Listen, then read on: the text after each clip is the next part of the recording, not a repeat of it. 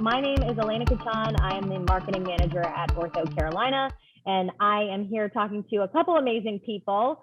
Now, if you were with us last time, we talked to some really powerhouse women in the field of sports marketing, but today we're going to be hearing from a couple of my friends who have really tapped into the world of sports social media. So I know most of you guys are probably on TikTok and Instagram and Snapchat, so you probably know about the ins and outs of the platform. But what is it like to actually manage social media for a brand? So today we'll be chatting with Diana Biffle. She currently leads the social media team at the Hornets Sports and Entertainment Company. And then Aaron Dodge, who is also a social media consultant. He's in video production and all within the sports world. So Diana, tell us a little bit about you. Well, first of all, thank you so much for having me. I'm really excited to be here to talk with you too about my favorite thing. But yeah, I lead the social media team at the Hornets. I work with unbelievably talented people, creating and ideating content, analyzing the performance of that content, obviously publishing it, and a whole lot of randomness in between that I'll be excited to talk to you guys about. But it's a whole lot of fun, and I'm really grateful to work with the team that I have. Awesome. I can't wait to dive in. Aaron, tell us about you. Yeah, hi. Thanks so much for having me, Elena. Excited to be on here. Excited to meet you too, Diana. Yeah, just really excited to talk about my travel through what I call adulting. And I've actually had a pretty interesting trip with coming out of college and getting right into working in the NBA with the actual New Orleans Hornets all the way back in 2008. Moved up the ranks to the Minnesota Timberwolves and then moved to Charlotte about 6 years ago, where I worked part-time game nights. Didn't get to intermingle with Diana at the Hornets, but I worked game presentation on game nights there with the Hornets. And then I got an opportunity to be the MC of the AHL hockey team here in town, the Charlotte Checkers. But all the while, for the last 4 years, while doing that on a game night level, I've been also full-time in video production, and then I've now started my own business as a social media consultant. And I've been I dove head first into TikTok as it was obviously going crazy last year at this time during COVID, and I've been helping brands with their TikTok and also continuing down the social media consultant and video production level as well. I won't go as far as to say Dodge is kind of Charlotte famous, at least internet famous, but I do love his TikToks and his videos. So you guys have to go check him out. And I think it's really I'm important. way behind the Hornets TikTok. I'm way behind the Hornets TikTok. I know what you mean. So I'm super excited. I thought you guys both would be really great people to speak to this world because I think it is so new and so fascinating. I've done social media in my previous roles and at Ortho Carolina. You know, there's strategy behind it, there's thought, and you really have to be creative because you don't want to be like everybody else. You really want to stand out. So Diana, tell us a little bit about what you do with the Hornets and really what a day looks like in your world. What do you have control over? It's a great question. And, you know, as I mentioned, and as we talked about, there's everything that you kind of know on the surface, right? We host the content, we write the copy of the captions, we come up with ideas for the content, we create it, and we are engaging with fans. So that's kind of everything you can see by just looking at our accounts. But as you mentioned, there's a lot that goes on behind the scenes. So, you know, we, especially as a sports team, there's not really one typical day at all. There are games 3 or 4 times a week that obviously, you know, changes our content. We have a lot of breaking news that happens in the sports world. That's something I think, you know, it's not necessarily true in a lot of other roles in social media, that at any given moment, your organization could be dropping some huge news. And a lot of times I don't even find out that news until I see it on Twitter. So that's something that's pretty wild. You're kind of always ready to go. Now that's true pretty much in all social media roles, that it never really stops.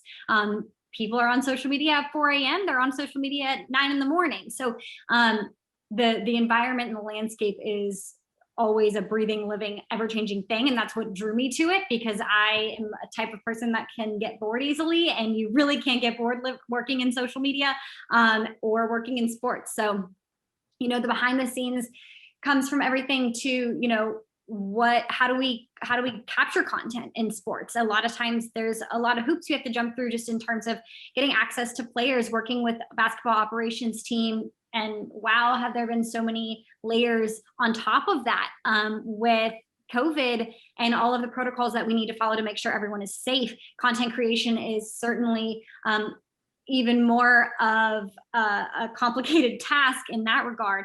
But it's also a way that we can stay really creative. So we have lots of behind the scenes kind of meetings and collaborations with departments all over the organization to make everything you see happen that's on social media. Another thing that I think a lot of people don't think about is when you're working in social, a big part of your job is often educating other people. Because everyone has social media accounts for the most part, but not, like you said, not everyone truly understands the strategy that goes behind it. And so what's really helpful is to be able to have relationships with the people that you work with where you feel comfortable explaining, here's our strategy, this is why we do what we do. And one way that we do that is through analytics. So that's another element of, it's not all creating fun videos, it's also looking at the performance of those videos, of those graphics, of those photos, and saying, hey, what's working, what's not working? Let's turn up the notch on what's working, and maybe let's look at what's not and readjust. So all of that information, all that data drives our decisions, and it's how we educate other departments and say, hey, yes, I want to help you support this initiative. Here's a better way to do it based on the data that we have. So I think that education piece is something that not a lot of people think about, but that's so unbelievably critical to our roles. I love that you said that, just because I think if you see it from the outside looking in, you're like, yeah, it's just super fun videos and TikToks and highlights and all of these things that, look so cool and look like they just took an instant to make. But in reality, there's so much more that goes into that.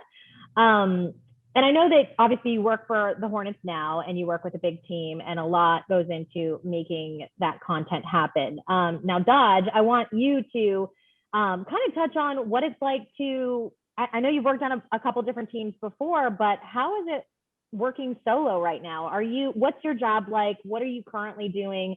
And can you share a little bit about your day-to-day, and maybe we can get into that as well? Yeah, sure. Gosh, being a solopreneur is a lot different than being an employee, but it's fun. Just as Diana said, every day is different. I have found and honed in on what my perfect client looks like, and I'm trying to give that to them. Whether that be being a social media consultant and understanding, how we're operating on how a new company would operate on TikTok. How are you talking on Twitter? Just like Diana said, just because you're there at the platform doesn't mean you know how to talk the talk or talk the lingo. Or for instance, talking like, on LinkedIn, we're trying to show that the company is really enjoyable to work at. We're not trying to tell our story and try to get you to do X, Y, and Z as a company that's going to make us more money on LinkedIn. We want to show you that we're a great place to work on LinkedIn so that you come join us and leave your other company. So the strategies per channel is really interesting that I really enjoy. And obviously teaching is a lot of part of what I do, especially on the TikTok world. I saw a niche right around the August, September time point where I could leave my corporate job and go head on into TikTok and TikTok consulting, because I think that a lot of people were like, okay, we're coming out of the dance phase of TikTok and we're getting into the small businesses and brands, and sports teams are starting to understand the value of being on TikTok and the value of visual, another arm of visual storytelling that has been so great on Snapchat and Facebook and Twitter over the last couple of years. But yeah, so it's talking to brands about what they're doing there, TikTok. And then also I have a background in video production, digital marketing, and social media. So educating on what's a good ad. Is this ad and A/B testing, like Diana said, like it's like what's going to make people stop? What's going to grab their attention? Your product, they have to see your product 7 times before they're going to buy. So what are they seeing the first time? Is it a lifestyle video of somebody using your product, or is it just the straight product in use? And so that's kind of the things that I do on a day-to-day standpoint.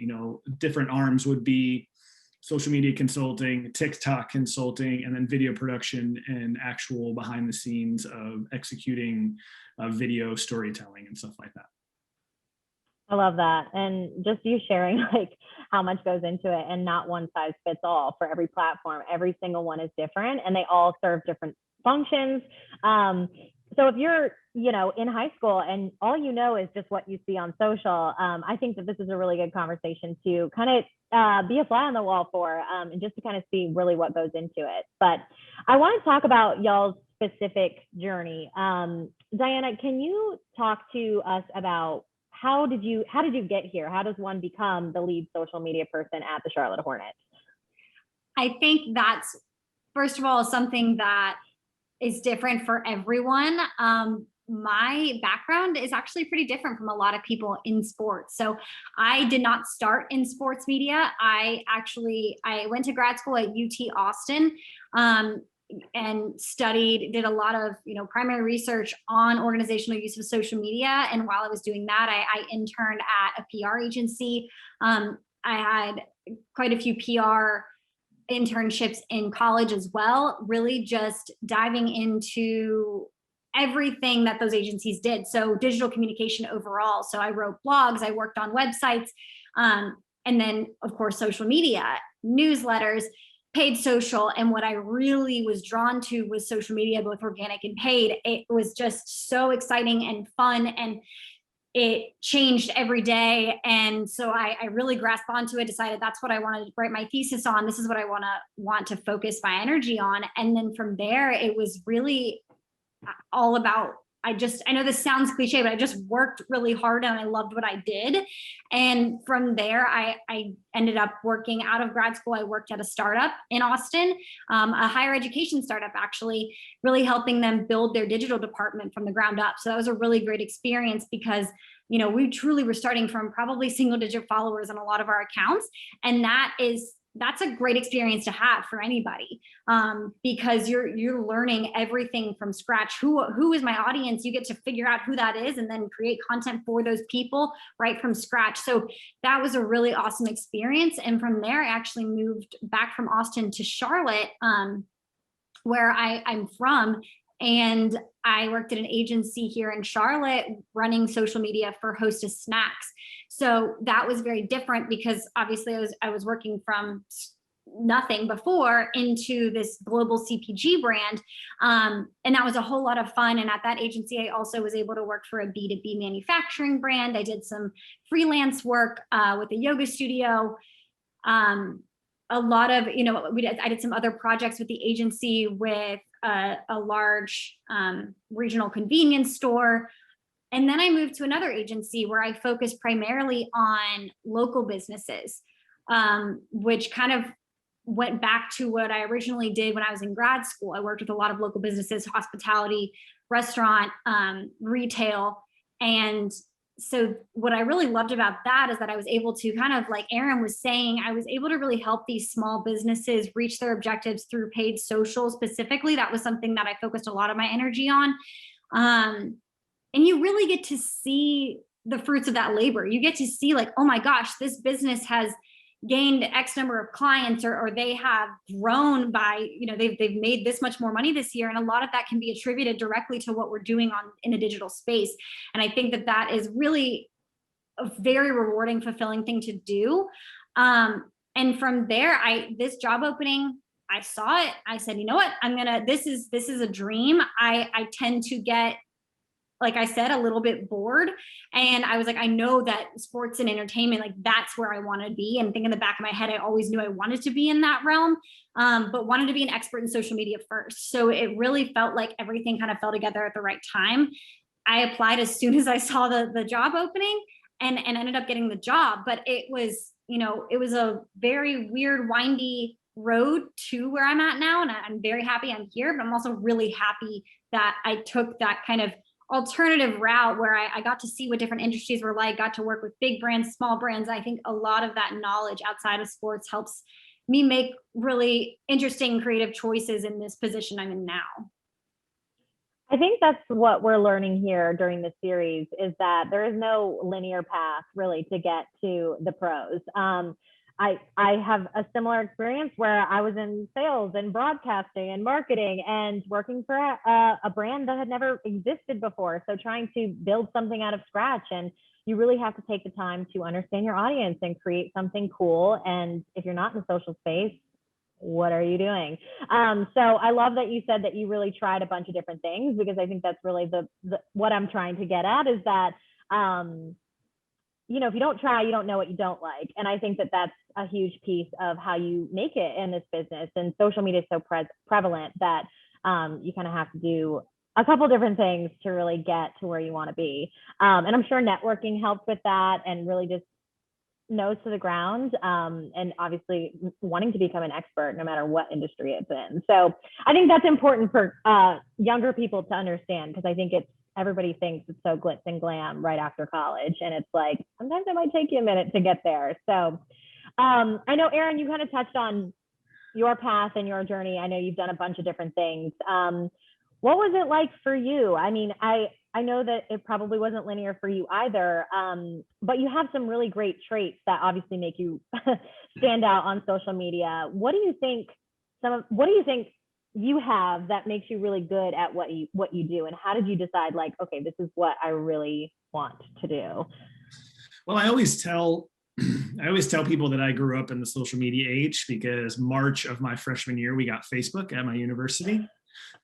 So I was right in the thick of things. I was like, wait, so all I have to do is just like meet somebody at a party and say, follow me, and now I have a new friend.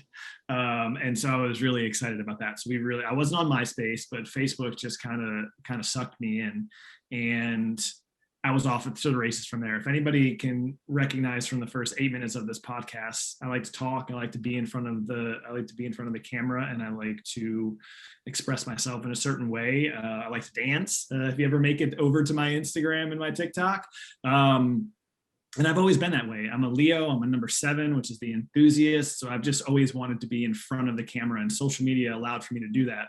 Because if you really want to go to my parents' house in the garage and find me dancing to NSYNC on my camcorder in 2000, we could do that. But no, I've always realized that I wanted to be in front of the camera. And another thing that I'll say that's also on the back end of kind of the question that you asked Diana, because I think it's really good for young people, is standing out in your first job. When I graduated college in 2008, it was the beginning of the recession. So not only was I competing against the 40,000 other people that came out of their college with a marketing degree, I was also up against the other 100,000 people that were starting to lose their jobs. And so I needed a way to stand out. And so I made a video DVD on why the New Orleans Hornets should hire me. And I shot it on my digital camera and edited it on my Dell computer, and I sent it to the New Orleans Hornets, and they called me back and ended up hiring me and bringing me on for the role. So my one thing for you to even get into your foot in the door is to stand out. Now, I'm not saying that everybody that listens to this needs to send a video DVD on why they should hire them, but it worked for me, so who knows? Another thing is understand when you're getting out of college is that you might have to be that bottom of the barrel intern. Luckily it was a paid internship.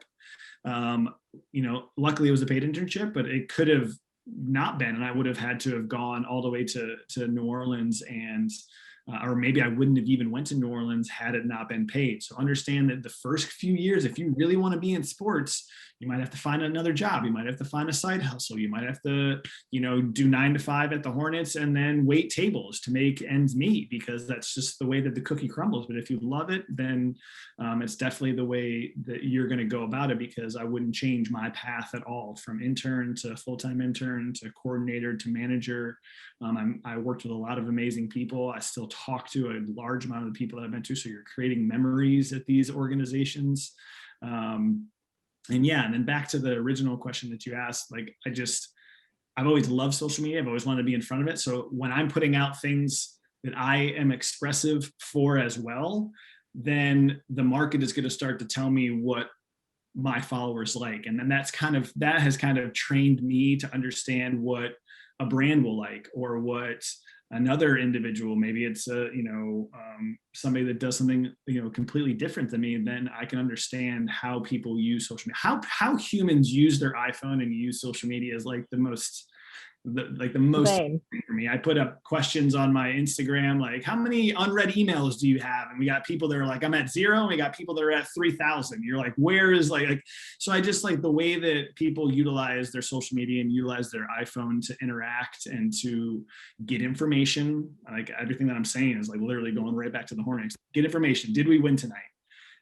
Who's, maybe they put it, I'm stealing all of your thunder, Diana, just because I'm in sports. Like I've been You're A-okay. Go for it. Yeah, it's like there's one of the players' birthdays today, so you guys knew that it was coming. Obviously, it's his birthday, and you put together a fun little GIF on Twitter with him with a birthday hat on. Like it's fun. Like it's you get to express either yourself or the brands you represent, and understanding and knowing how people take in the social media from a personal or from a brand and how that differs is really something you just learn with over time and experience. Totally. I think you definitely learn over time, and putting yourself in the shoes of your audience, I think is huge.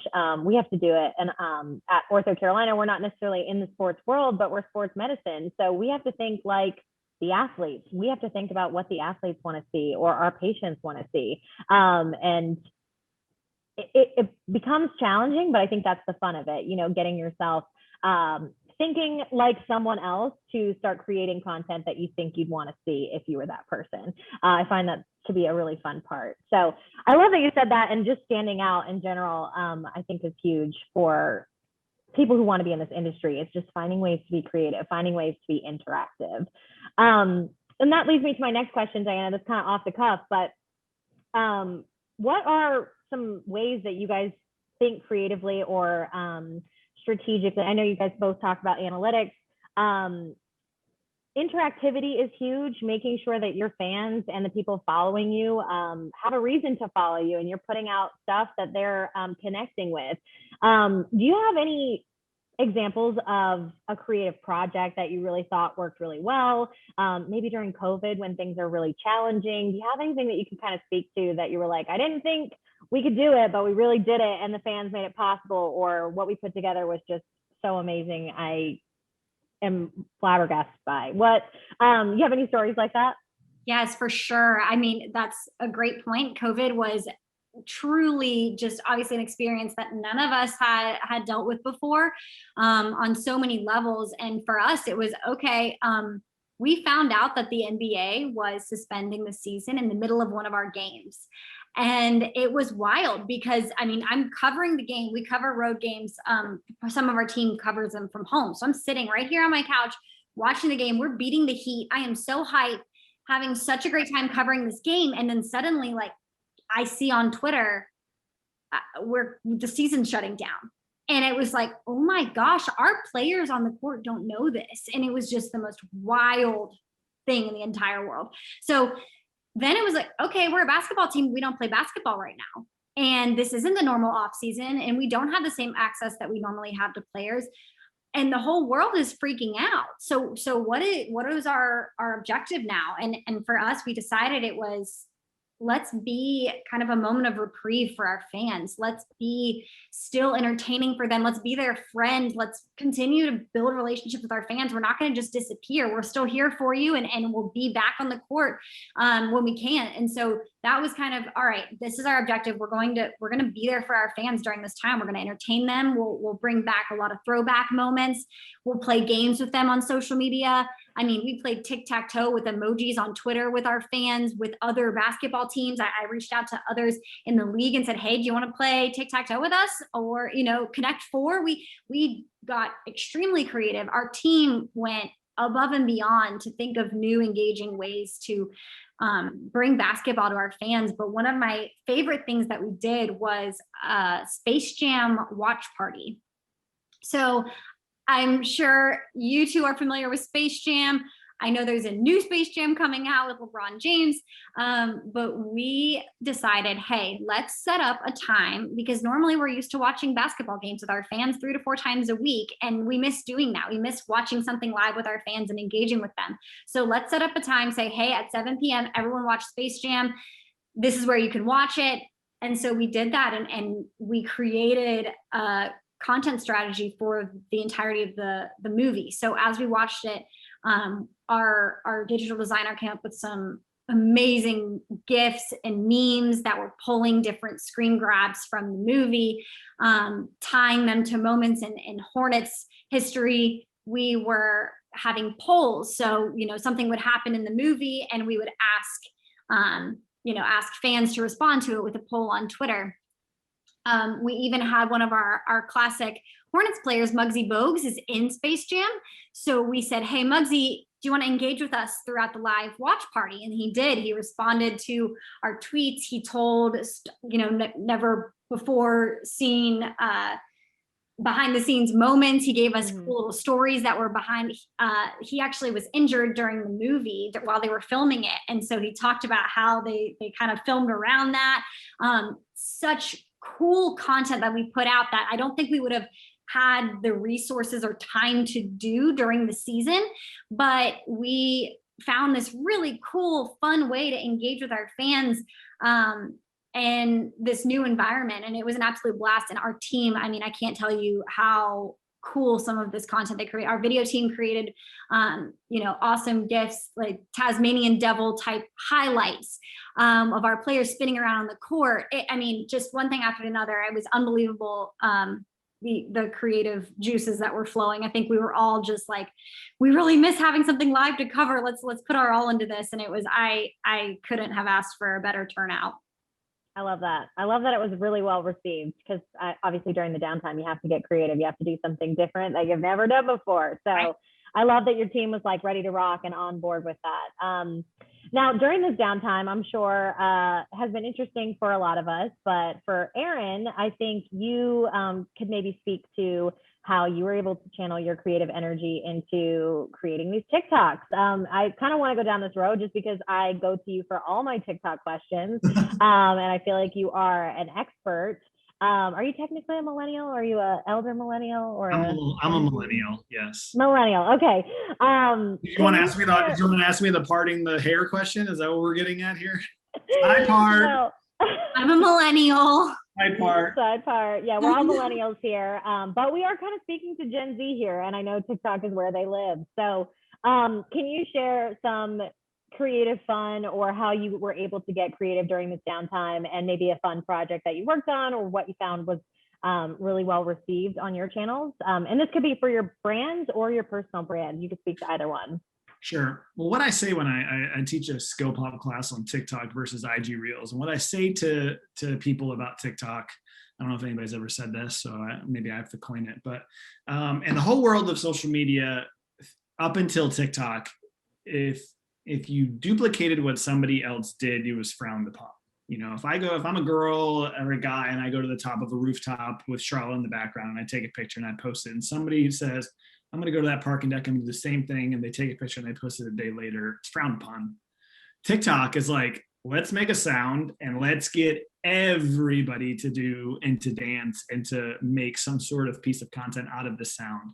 And I really think that the audio mixed with the visual, mixed with the full encompassing, 9:16 orientation, the looping of the videos is really what pulls people into TikTok. And so that's what I really like about TikTok, because a trend can be danced to by Charli D'Amelio on a Monday and can be posted by Old Navy on Tuesday. And so I think that that's what's really cool and interesting about TikTok. And that's why I tell my brands when I'm working with them is like, you don't have to reinvent the wheel. You can have of course you want to be talking all the time on these platforms, but you also can have no ideas going into the week. You spend 10 to 15 minutes on TikTok, see what trends are out there, see what's working for other people. And then it's right back to the analytics again. Are your 20-second videos doing better than your 10-second videos? Are your 30-second videos doing better? Are your dance trends doing better than your explaining trends? And so that's kind of what I've started to really do, is break it down from the molecular standpoint for TikTok and understand what's working best for me and what's working best for my brands. A success story, there's a company called Holler, which is a digital business card that you can just put on the back of your phone. If you're at a networking event, people tap that tag and it pulls up a digital business card on a website that has all my social channels, has my text message, or has my phone number, has my email, has my LinkedIn, has all these different channels. So it's basically completely going away from business cards. And so he says in September, he's like, I want to launch on TikTok, and I see what you're doing on TikTok. Let's join forces. Let's figure out, let's hack this thing. Well, almost 6 months later, and we have 30 plus thousand followers on TikTok. We've had multiple million view videos, because it's just, we trick TikTok. Like we tell 8 to 12 second really fast stories about how to use a product. Hey man, I see that you own a smoothie shop. Like, where can I get a business card or figure out the website? Oh, well, tap my holler. And then simple videos like that in under 15 seconds, storytelling. How does your product work? Say the name 3 times and get out. And we ended up getting a lot of viral videos and a lot of good traction, and people were purchasing directly from our, because it's a consumer product. So when you're sitting on your phone, you get it, it's on there. It's like, oh my gosh, this is amazing, and I can click to buy, and it's $16 out the door. So we had some really good success with that, and so just continue to push the cart forward, and continue to story tell and figure out what ways we can do that on the platform. Don't reinvent the wheel. We're never going to dance on that TikTok. It's always going to be 2 people and then some sort of interaction. There's a change of contact information through the holler tag, and get out. Like, get in, get out. And we even after, because a lot of people, including myself, have seen a large decrease in views on TikTok since January. I don't know if you feel the same way too, Diana, with the Hornets TikTok. We had a 529,000 view video 3 weeks ago with a girl with a dog walker. We walked up to her, said, hey, do you train dogs? She said yes, tapped her holler, out the door, and it's got over 500,000 views on TikTok. So, you don't have to always follow trends. You can be that small business, how to make a candle, and it doesn't have to be crazy. Obviously there's going to be amazing Hornets highlights of Miles Bridges doing tomahawk dunks, but not every brand has the opportunity to do that. So once again, going back to making sure that you understand who's your target audience, what's your niche, and how can you storytell that. I feel like that's such a great point to make, because I think so often people want to accomplish everything on every social channel, and that's when it won't work, right? If you don't know, one, who you are, who your audience is, and what your objective is, then you're kind of just throwing things at the wall. And I think initially in social, that was very much what people did, and for a while it worked okay, because the algorithms aren't at where they are at now. And now you really need to be smart about what you're doing, because there's so much content out there. And if you look like everyone else and you aren't trying to accomplish your goal, chances are you're just going to get lost in the wind with all of the other content trying to do the same thing. So I think that's such a good point. Like, you don't have to do a dance on TikTok if that's not accomplishing anything for your goal, your company. So I think that's such a great thing to think about, because and for us, that we've got content where, the entire objective of this post is to make sure as many people as possible see Miles Bridges do his tomahawk dunk, because it was dope and everyone should see it. But there's also content we put out there where it's more so about, hey, we want to get people to know about this really awesome initiative that we're doing in the community, and we want them to get involved, and we want to drive traffic to this website for them to learn more about it. We have other content that's, hey, we are starting to let fans back in the arena, but we want to make sure that they do it in a safe way, and that they know that we've taken so many steps to make it as safe for them as possible. That content's not going to look the same as our game day content. So it's something, I think, like you said, it's not all just glitz and glam and fun social media. It's what's our goal here and how do we accomplish that? There's so much strategy that goes into it. I know all 3 of us could talk all day about the types and what's needed and how to be creative. But I love everything that you guys have brought up. I think it really sheds some light on what it's like to be behind the scenes and what it's like to be behind the camera. And I think strategy is huge, creativity is huge from what I'm hearing, and analytics too, and just like figuring out what works and what doesn't for your brand. Now, whether you're consulting for different companies or whether you're working for one of the biggest sports leagues in America, it is all kind of the same, just on different levels. So I really encourage some of the young people to kind of do the research and become an expert, and kind of put yourself in a social media manager's shoes. And that way you can kind of learn if this is the spot for you and if this is something you can really do. But I want to kind of end on a really personal note for you guys. If you could give any advice to your 17-year-old self, or any of these 17, 18-year-olds out there who are trying to figure out what direction they want to go in, are not really sure if social media is the right place for them.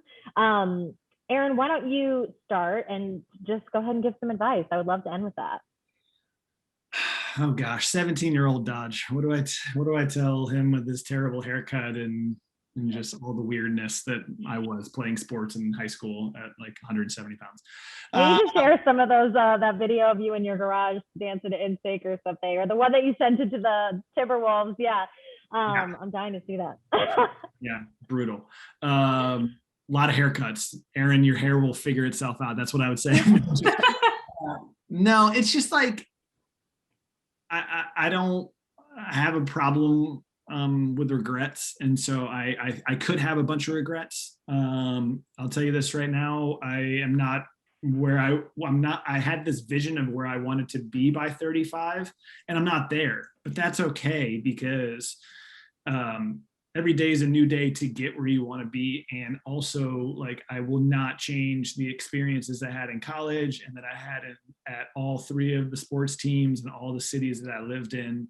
So I would just say to my 17-year-old self, like, you're going to be okay. Like grind it out, smile every day, make somebody happy every day, give some good hugs before the COVID times. I'm a hugger, I'm a Leo, I'm a hugger. So, but you'll figure it out. And I think the biggest thing is understanding. I mean, let's go back 50 years to our parents entering the workforce.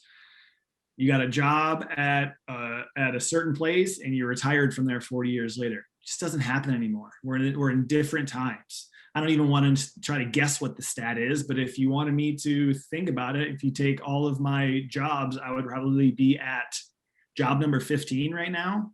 Like, that's typical. And you need to go to a baseball game and be an intern and work 81 hot as heck days to realize I don't want to be in basketball. I want to be in a climate controlled arena like Diana and I experienced, So there's just because you're figuring out what you don't want to do does not mean you're failing, because every single check that you can say, like, don't want to be a dog walker, don't want to be a server, don't want to be in social media, don't want to, like, all the don't want to be's, you're still narrowing, you're taking this ecosystem of, like, let's say 100 jobs, and every check you put next to what I don't want to be doing anymore, you're narrowing it down. Because when you mix your passion and your purpose together, that's when you don't work a day in the day and for the rest of your life. So that's my answer. So many things. I love that. Diana, what about you? I mean, I think that you touched on something so important, and it's that when I was 17, I did not know what I wanted to do. And I am a very type A person. And so I thought I knew what I wanted to do. But looking back, I had 3 majors in college before I landed on communication. I initially thought I wanted to be a forensic psychologist. Whoa. Yeah. That I learned quickly that wasn't a route I wanted to go down. I then, get this, wanted to be a marine biologist. That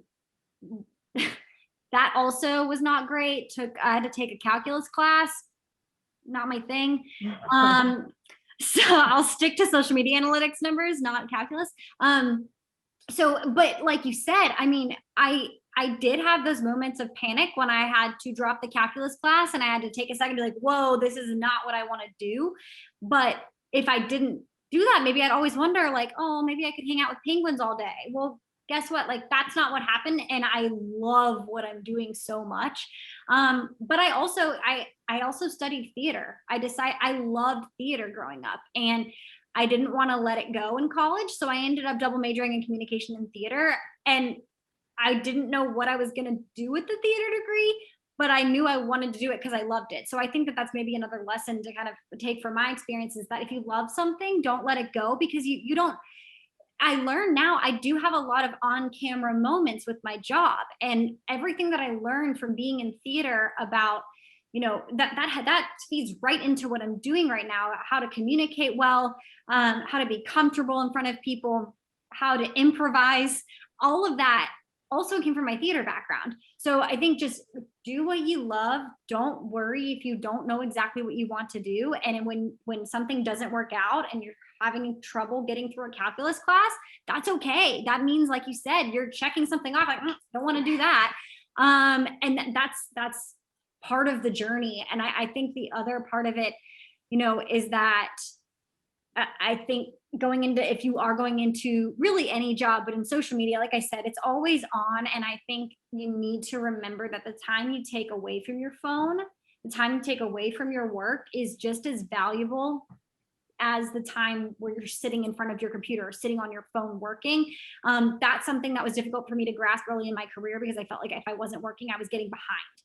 And so much of creativity is consuming other just fun content, watching art, going to a play, watching a movie, listening to a new album, going out and hiking. I mean, I can't tell you how many great ideas I've had hiking. And it's just, you have to be okay with taking a moment for yourself, caring about your mental health. If you don't take care of yourself, you're not going to be able to produce the kind of work that you want to. So I think that took me way, way, way too long to learn. And I think that I wish someone would have been like, hey, it's okay to go do something fun. You're still going to learn from everything you do in your whole life. All of those non-work experiences are just as important as the work ones. So I love that you said that. And I think just to add to that, to kind of finalize this, is paying attention to stuff like this and learning from people who have been in the industry and who are doing really great things. Obviously, ask questions, because you guys did not have the most traditional path. You didn't know what you wanted to do, and here we are really crushing it at life. So I really encourage the young people who are watching this to take some inventory, figure out what you're passionate about, figure out what you're good at, ask questions, network, research, and really do the work, and obviously take time for yourself. Top it off with some mental wellness, so you can really be the best at what you do decide to do. So we're going to end with that, and we are going to come back with a couple different episodes speaking to other industry professionals in sports broadcasting and business development, so you guys can really get an understanding of what it's like to be behind the scenes of all of these careers that you see that are so shiny on the outside, and really get to know the people that really take up space in these industries. So I thank you guys so much for joining us. And if people watching this want to connect with you guys, I'm sure that they can find you on LinkedIn, Instagram, Facebook, Twitter. Obviously, you guys are the gurus, so don't be afraid to go check them out. Maybe shoot them a message. But I really appreciate you guys helping us out with this. Thank you so much. Appreciate you guys. yes, this was a blast. Thank you. See you guys.